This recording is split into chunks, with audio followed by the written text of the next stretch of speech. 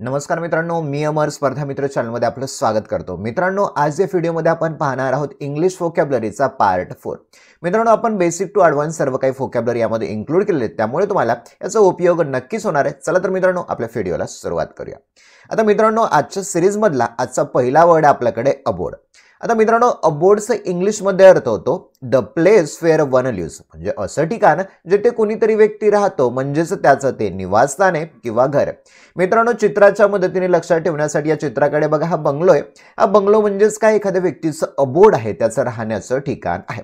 आता एक्झाम्पल बघा, शी abode in America, ती कुठे राहते? अमेरिकामध्ये असणाऱ्या निवासस्थानामध्ये ती राहते। ओके, पुढचा वर्ड बघा आता, फेरियस।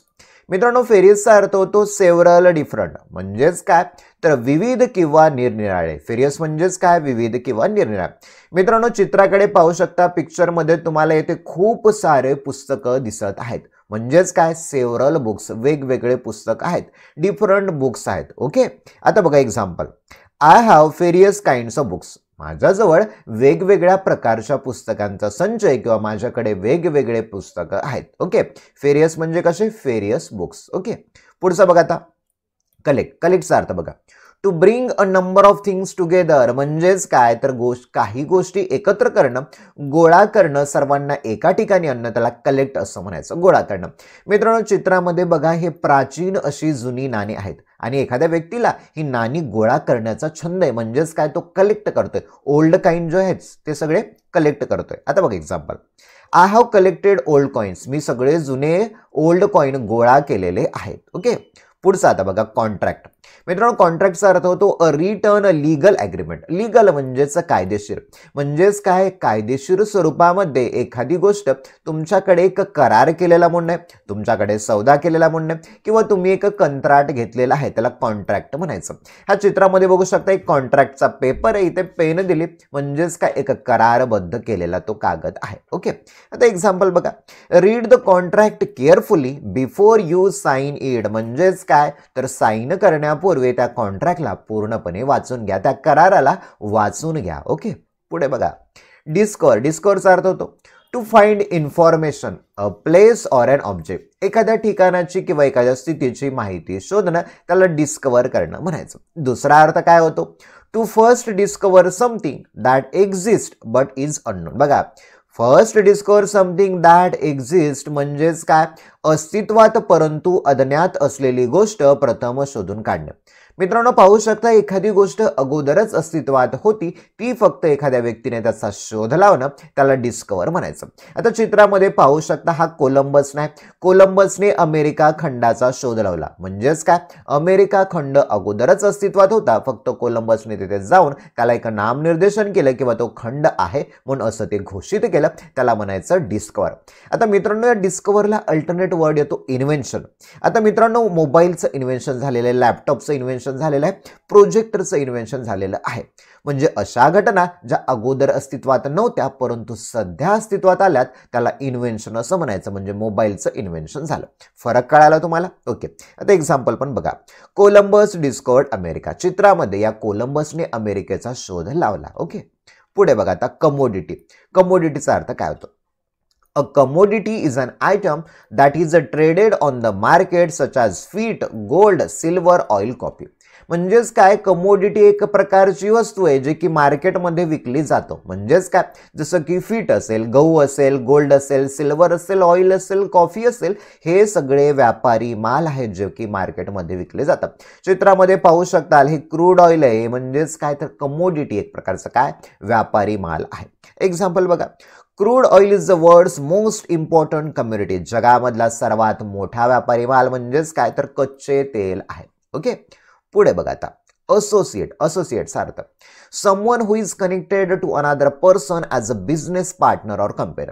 मित्रांनो, इंग्लिशमध्ये देण्याचा अर्थ असा आहे की परीक्षेमध्ये तुम्हाला वर्ड देतात आणि त्याचा इंग्लिशमध्ये मिनिंग काय होतो ते तुम्हाला ऑप्शनमध्ये चूज करायचे, म्हणून इंग्लिशमधला अर्थ व्यवस्थित लक्ष द्या। ओके, बघा, associate someone who is connected to another person, असा व्यक्ती जो दुसऱ्या व्यक्तीशी जोडला गेलेला आहे, एकतर तो त्याचा बिझनेस पार्टनर असेल किंवा त्याचा कंपेनियन म्हणजे सहकारी असेल। मग असोसिएट म्हणजेच काय तर सहयोगी, तुमच्या कामामध्ये असणारा तुमचा सहकारी, त्याला असोसिएट म्हणायचं। आता बघा example, she was only the associate producer of the movie. त्या चित्रपटाची कोण होती? असोसिएट प्रोड्युसर होती. आता तुम्हाला माहिती आहे ही मध्ये आहे एकता कपूर, गोलमाल रिटर्न्स वगैरे त्यांची ती प्रोड्युसर आहे. म्हणजेच काय तिच्या चित्रपटांमध्ये या दोघांनी पैसे गुंतवलेले होते. म्हणजेच काय हे तिचे दोन्ही सहयोगी होते. आपण त्याला म्हणूया पार्टनर होते, असोसिएट होते. ओके, पुढे बघा आता. स्टोरेज अर्थ the act of keeping things somewhere so that they can be use later. अशा काहीतरी वस्तू जे दुसऱ्या ठिकाणी साठवून ठेवणे, साठवण्याची क्रिया होणे, त्याला स्टोरेज म्हणायचं. आता मित्रांनो, बँकला लक्षात ठेवा, बँकेमध्ये आपण पैसे साठवून ठेवतो, त्याला म्हणायचं स्टोरेज करणं. ओके, एक्झाम्पल बघा, the best place for storage of money is bank. म्हणजेच काय, तर तुम्हाला तुमचा पैसा साठवून ठेवायचा असेल तर सर्वात महत्त्वाचं किंवा सर्वात योग्य ठिकाण आहे बँक. ओके, स्टोरेज आहे. ओके, पुढे बघा. Cunning, clever in a dishonest or bad way. म्हणजेच काय, चतुर आहे परंतु कसा, डिसऑनेस्ट लबाड आहे, धूर्त किंवा आपण तो कावेबाज आहे, त्याला कनिंग असं म्हणायचं. ओके, आता चित्रामध्ये बघा, चित्रामध्ये लगेच कळतंय हा कोल्हा आहे आणि कोल्हावर इकडे कावळा आहे. कावळ्याच्या तोंडामध्ये काहीतरी एक खातोय तो, आणि कावेबाज कोल्हा त्याला काहीतरी गाणं, तू छान गाणं गातोयस आणि तुझ्या तोंडामधला चीजचा तुकडा तुम्हाला देऊन टाक, असं कोल्हा त्याला लबाड पद्धतीने फसवत आहे. मग कोल्हा कसा आहे, तर कनिंग आहे. बघा, ही वॉज ॲज कनिंग ॲज फॉक्स. कोल्ह्यासारखा तो धूर्त आहे, लबाड आहे. ओके, पुढे बघा. Previous, going before in time or order. म्हणजेच काय, अगोदरचा, पूर्वीचा, मागचा. आपण बऱ्याच वेळा बोलताना म्हणतो मित्रांनो प्रिव्हियस टॉपिक, अगोदरचा टॉपिक, प्रिव्हियस मूवी, आहे का नाही, त्या पद्धतीचे. आता प्रिव्हियस या चित्राकडे पाहून तुम्ही एक अंदाज लावू शकता. करिश्मा कपूर, तिला हे 2 मुलं आहेत. म्हणजेच काय, तर तिच्या अगोदरच्या लग्नापासून झालेले तिला हे 2 मुलं आहेत. म्हणजेच बघा, प्रिव्हियस मॅरेजचे. She has 2 children by a previous marriage. म्हणजे तिच्या अगोदरच्या लग्नापासून तिला 2 मुलं आहेत. ओके, प्रिव्हियस, अगोदरचे.